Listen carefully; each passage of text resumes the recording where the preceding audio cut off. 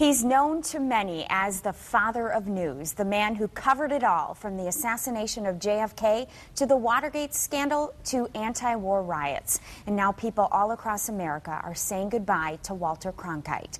The premier TV anchorman of the network's golden age passed away yesterday with his family by his side. Fox's Eric Shawn takes a look back at his life and career in television news. He was once considered the most trusted man in America, certainly in television news. President Nixon reportedly will announce his resignation tonight. His reassuring voice took this nation through some of the most important events of the 20th century. For 30 years, Americans let Walter Cronkite into their homes for his nightly newscast. Cronkite was given his first broadcasting job at radio station KNOW in Austin. As a sportscaster, he faced a daunting challenge. The station had no sports wire, but a nearby smoke shop did. So he ran there, memorized the scores, and ran back to broadcast them.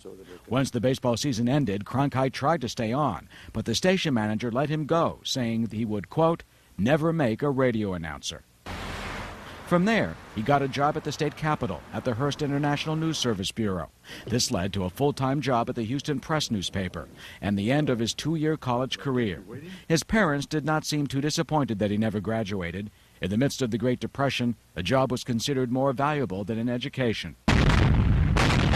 During World War II, Cronkite worked as a European war correspondent for UPI, where he accompanied the troops on D-Day. In 1950, he was lured to CBS, where he covered politics and hosted historical documentaries.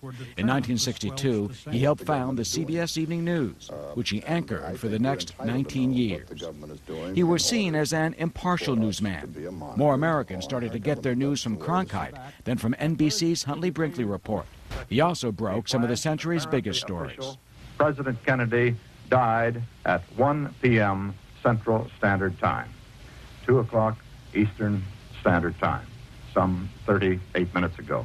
When President Kennedy was assassinated, the stoic anchor showed emotion for the first time. I'm not very cold-blooded. I can cry over wounded animals as well as people, but that was the only time I think I really broke on the air.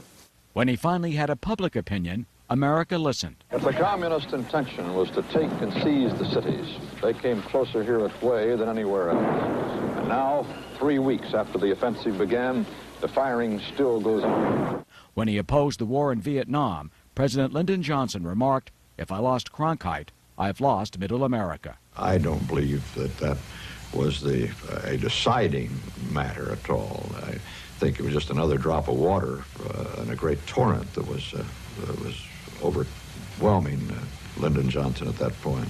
Cronkite's focus on the Watergate scandal during the Nixon administration helped propel that story to the center of the nation's headlines. Cronkite retired from the Evening News in 1981.